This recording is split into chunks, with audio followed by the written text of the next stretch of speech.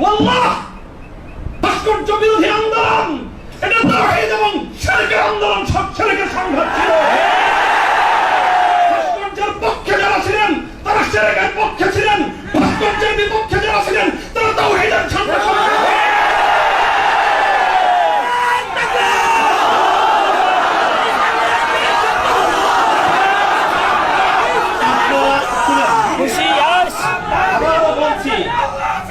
ভাস্কর্যের পক্ষ বিপক্ষের এই লড়াইকে একজন মরহুম মুসলিম নেতা, মরহুম বঙ্গবন্ধু শেখ মুজিবুর রহমান সাহেবের ব্যক্তিত্বকে মাঝখানে এনে বিষয়টাকে ভিন্ন রং দেওয়ার চেষ্টা করা হয়েছিল।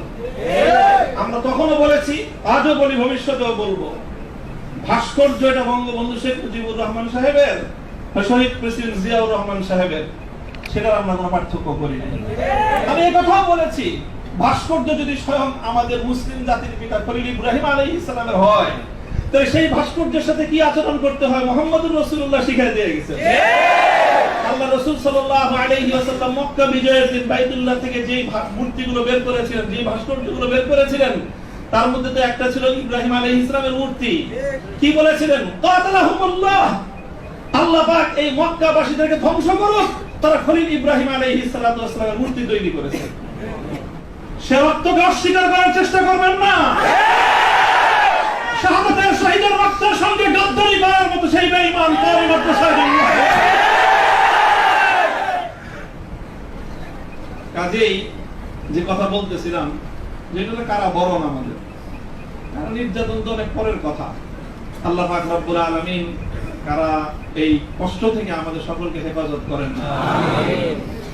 প্রতিশোধের যে কথাটা, সেটা আমরা তো পয়গম্বর আলাইহিস সালামের অনুসারী।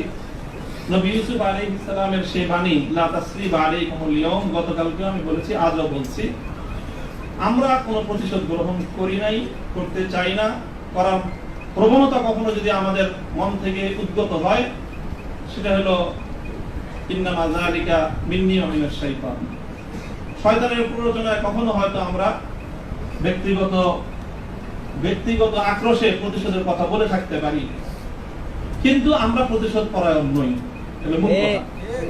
এই হিসাবে আমি প্রতিশোধের এই শব্দকে প্রত্যাখ্যান করলাম। তবে অন্য আরেক অর্থে আমি প্রতিশোধের শব্দকে সমর্থন করছি। শুধু সমর্থন নয়, বরং আমি আমার পুনর্ব্যক্ত করছি যে আমরা প্রতিশোধ নিব। আমাদের সেই প্রতিশোধ হবে সেই প্রতিশোধ, যেই প্রতিশোধ হিজরতের আগ পর্যন্ত 12 বছরের জুলুম এবং নির্যাতনের প্রতিশোধ মক্কা বিজয়ের মাধ্যমে আল্লাহ নবী গ্রহণ করেছেন। আল্লাহ নবী মক্কা বিজয়ের পরে সেই সকল অপরাধীদেরকে ক্ষমা করার মধ্য দিয়ে, সেই জমিনে আল্লাহর দ্বীনের ঝান্ডা সমুন্নত করার মধ্য দিয়ে মধুর প্রতিশোধ নিয়েছিলেন। আমি আবার বলছি, এদেশে ভাড়াটিয়া থাকবো না, ভাড়াটিয়া হিসেবে থাকবো না। এই জমিনের মালিকানা সূত্রে এদেশে বসবাস করি, এই জমিনকে আল্লাহর জন্য মুক্ত করেই ছাড়বো ইনশাআল্লাহ। আল্লাহর দ্বীনের বিজয়, সেটাই হবে আমাদের পরম প্রতিশোধ। এবং আমাদের যারা আমাদেরকে শত্রু ভেবে আমাদেরকে নিঃশেষ করার চেষ্টা করেছে, অপমান করার চেষ্টা করেছে, আমরা তাদেরকে সম্মানিত করে প্রতিশোধ দেব। আমরা তাদেরকে আদর্শের সোনালী পথে বরণ করে নেওয়ার মধ্য দিয়েই আমরা ইনশাআল্লাহ আমাদের আদর্শের বিজয়ের প্রতিশোধ গ্রহণ করব। আল্লাহ রাব্বুল আলামিন আমাদেরকে সে তৌফিক দান করুন। আমিন। আরেকটা কথা বলা হয়েছে, অনেকের কথার মধ্যে আসছে যে ভবন, একটা ভবনের আলোচনা। এই ভবনটার গুরুত্ব একসময় আমার কাছেও খুব ছিল, 3 বছর আগেও খুব ছিল। যখন শুনলাম যে ভবনটা চলে যাচ্ছে, আমি তখন সর্বপ্রথম দুই রাকাত সালাতুল হাজাত করে দোয়া করেছিলাম যে আল্লাহ যেন খায়রের ফয়সালা করেন। আর এরপরে এখন আমার অনুভূতিটা হলো যে এরকম ভবন না থাকাই ভালো। না থাকা ভালো কেন? দাস্তারে না দারে মা গামে পেয়েছে না দারে মা হেয়েছে না দারে গামে হেয়েছে না দারে। এরকম ভবন টবন থাকলে এগুলোকে রক্ষা করার জন্য ডানে বামে অনেক কিছু তাকানোর প্রয়োজন হয়।